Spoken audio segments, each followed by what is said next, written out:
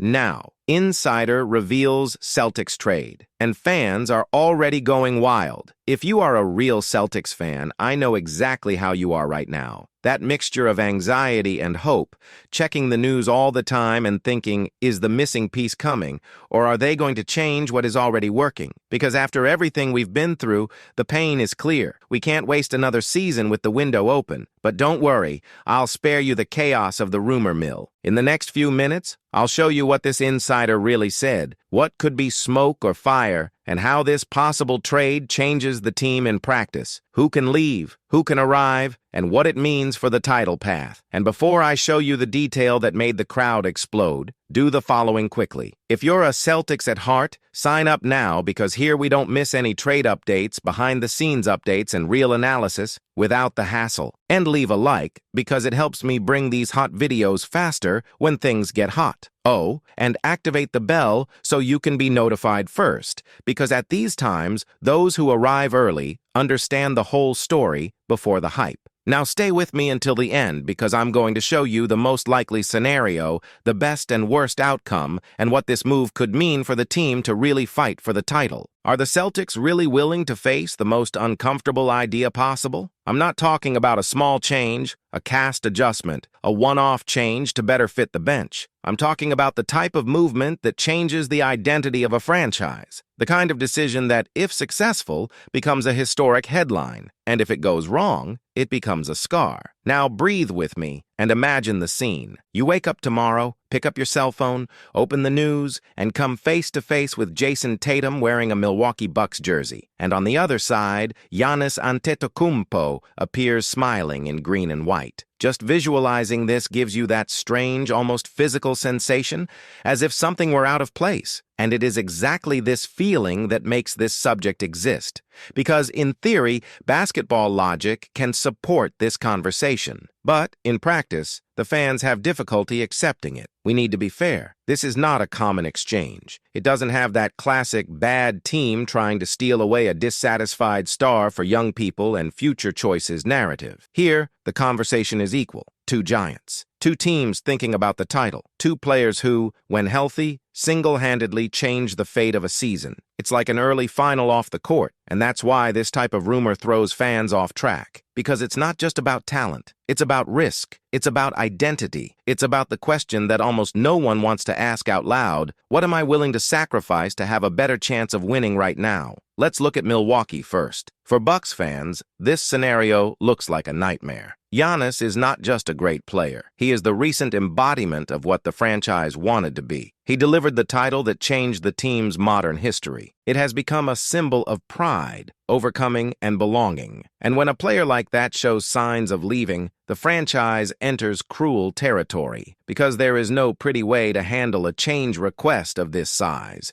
You can try to convince, promise improvements, set up new partnerships, sell the idea of continuity. But when the relationship enters a zone of real wear and tear, time starts to work against you. The league has shown this many times, and if you are a manager, there is a silent rule that governs this type of crisis. The worst alternative is to lose a star without a worthy return. That's where Tatum's name comes up as a possibility that, on paper, seems almost perfect for the Bucks. It is not a project. It is not maybe. He is an established player with a favorable age and a history of leadership at a high level. If Milwaukee gets Tatum, they don't go into a rebuild. They remain relevant. They trade one star for another, keeping a window open to continue competing at a high level. This is what makes the proposal so seductive from a cold management point of view. But basketball was never just cold. And here comes Milwaukee's big but. Tatum's physical condition after an Achilles injury. Even though the science of sports has evolved, even though there are inspiring examples of strong comebacks, no one can pretend that an injury of this size doesn't change the calculus. The explosion, the pace, the aggressiveness of changing direction,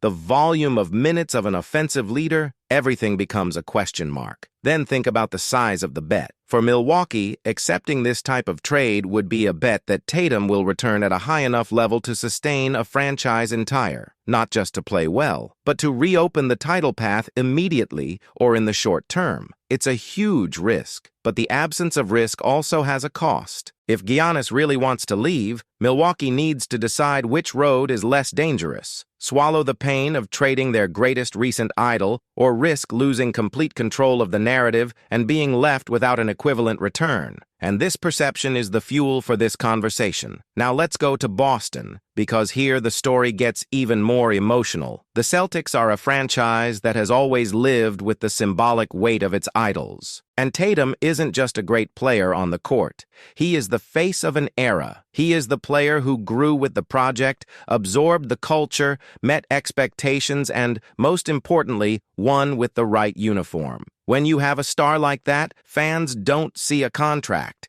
see a shared history, and that's what makes this hypothesis so thorny. Because when it comes to Giannis, the rational part of the Celtics fan can even shake. In terms of immediate impact, he delivers a physical and defensive presence capable of reorganizing the entire team around him. It creates a competitive advantage that few players in the world can generate. If you fit Giannis into a strong, experienced, and well-coached squad, the team's ceiling changes instantly. The idea of "we are candidates" can become "we are favorites," and that moves the imagination. But on the other side, you're talking about trading Tatum himself, the player who, for many people, represents a piece of Boston's modern identity. And here comes the most difficult question. Is it worth abandoning a story you built with your star player to try an even faster story with another star? This question is not just technical. She is almost intimate for the fans. Because if the Celtics trade Tatum, it won't just be a question of who scores more or who impacts the defense the most. It will be the feeling that the franchise has decided that no bond is big enough to resist the call of immediacy. And this changes how the fans see themselves in the team. There is also the practical point of Giannis's health in this scenario. A calf strain, for example,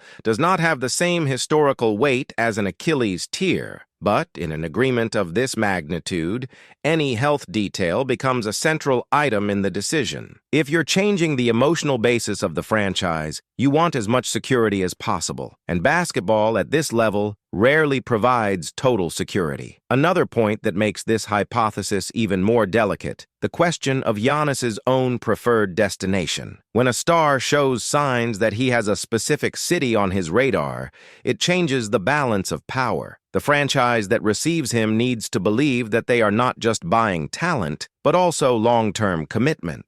And in the case of the Celtics, that concern would be legitimate. Trading their biggest symbol for a player who hasn't completely connected with the city or the long-term plan would be the kind of risk that implodes an entire decade of construction. And then, inevitably, the conversation turns to a kind of truth that Celtics fans feel in their chest. Boston is not just a team that wants to win. It's a team that wants to win the right way. And the right way, for many people, involves having a star that represents the uniform, that has roots in the project, and that is linked to the club's competitive identity. Tatum fits this idea strongly, and that's why it's so hard to imagine Boston giving up on him, even when the now argument tries to seduce him. Another interesting detail about this hypothesis is that it looks clean on paper. When you have two huge and comparable contracts, the exercise of imagination becomes simpler. You don't need to invent 3 teams. You don't need to fit 5 rotation players to beat salary. You don't need to stack choices that compromise the future for half a decade. It's almost a mirror exchange. One superstar for another, and that is rare. This rarity gives the feeling that the proposal is plausible, but being plausible does not mean being probable. And here comes a point that I consider crucial, and I want to talk to you calmly. The symbolic weight of a decision like this for the Celtics board. A general manager doesn't live solely on technical successes. He lives on trust from the environment, internal stability, a healthy relationship with the fans. There is an emotional math that is often worth as much as any cap sheet. If the trade goes wrong, the cost won't just be losing a player. It will be losing the narrative that Boston is a reliable home to build an era. It will transform the relationship with the fans into something colder and more suspicious. It will open up space for a type of sporting trauma that takes a long time to heal. And when you're talking about a player like Tatum, that risk is multiplied because he is not just elite. He is the face of the present and a huge piece of the projected future. So when someone asks, would the Celtics do that? I understand why the emotional response is immediate. No, but I also understand why the issue exists. because the modern NBA lives in an era where the impossible has become merely improbable. Superstars have more power. Franchises have become more aggressive. The win-now clock often overwhelms the patience of long projects, and the fans live in the middle of this hurricane. You want to believe in loyalty, but you don't want to see your title window slip away. You want to be true to the story, but you don't want to miss the chance to be dominant. You want the team to think about the future, but you want them to be ready to win now. This emotional conflict is the heart of this narrative, and that's why this idea is so interesting to discuss even if it doesn't happen. If I had to summarize the scenario in one image, I would say it like this. Milwaukee looks into the abyss of losing its greatest idol and tries to imagine a solid bridge on the other side. Boston looks at the opportunity to increase immediate power and remembers that certain stories are not replaceable. And in the midst of this, there are two medical realities that make everything even more complex. It's the kind of crossroads where there is no comfortable answer. Now, thinking as a content creator and as someone who likes to analyze the entire ecosystem, I tell you one thing with conviction. Even if this exchange doesn't get off the ground, the mere fact that it is considered in serious debates shows how unstable and fascinating the league has become. This says a lot about the current moment in the NBA. It says a lot about the pressure teams feel to maximize each season. It says a lot about how fans started to consume news, not just as information, but as chapters of a sports soap opera that can turn the world upside down in a single tweet. And above all, it says a lot about how the identity of a franchise today needs to balance emotion and pragmatism at all times. If the Celtics are thinking about the best way to continue fighting at the top, the most sensible way to see this hypothesis, in my view, is this. Giannis would be a powerful sports solution, but Tatum is a sporting and cultural solution at the same time, and that weighs. Because the Celtics don't just need one great player. He needs a continuity of era. It needs to keep alive the feeling that the project has an owner, has a face, and has a history. And that owner, that face, and that story is Tatum. From there,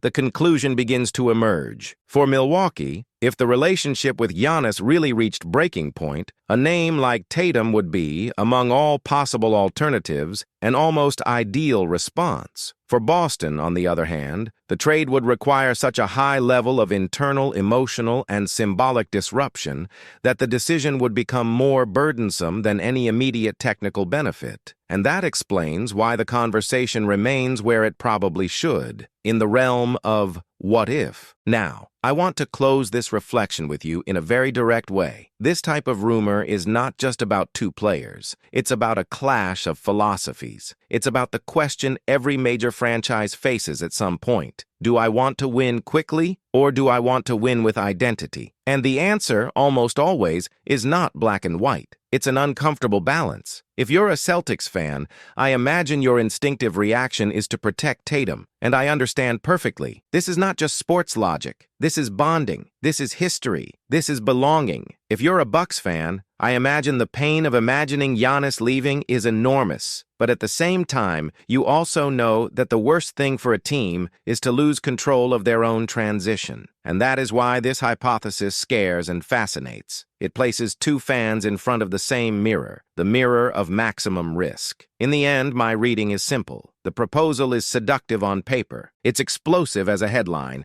and it is powerful as an exercise in imagination. But when the dust settles, when emotion separates from cold strategy, when you consider health, continuity, symbol, identity, and the weight of an era, it's difficult to see Boston accepting to give up the player who represents so much. And honestly, perhaps this is the most beautiful part of the sport. Not everything needs to be optimized as if it were a video game. Some choices exist to protect the soul of a team, and in the case of the Celtics, the modern soul has a name. Now tell me really, if the decision were in your hands, would you make this change? Would you bet on Giannis's immediate impact even with all the risks and all the emotional weight involved? Or would you hold tight to Tatum because you believe that some paths are worth more than the shortcut? I really want to hear your vision, because this is exactly the type of debate that separates just the news from the story it can become. And this is where this story gets really heavy. Because, in the end, this possible trade isn't just Tatum versus Giannis. It's future versus urgency. It's identity versus risk. It's that fine line between being genius and breaking an entire era. If this conversation is gaining traction, it's because today's NBA lives on the edge. And when a superstar moves a piece, the entire board shakes. What starts as a rumor can turn into an earthquake. And when the dust settles, many people will look back and say, that's when everything changed. Now I want to hear from you. Would you trade Tatum for an immediate shot at Giannis? Or do you think the Celtics can't give up their symbol, not even for a shortcut to the title? And so you don't get lost in this hurricane of rumors, analyses, and scenarios. I left a complete curation for you. Go to the pinned comment and watch my playlist, Celtics Analyses. There I organize everything with calm, context, and game logic, so you understand what is smoke, what is fire, and what can really impact the future of our team. Comment pinned, playlist Celtics Analysis. I'll meet you there.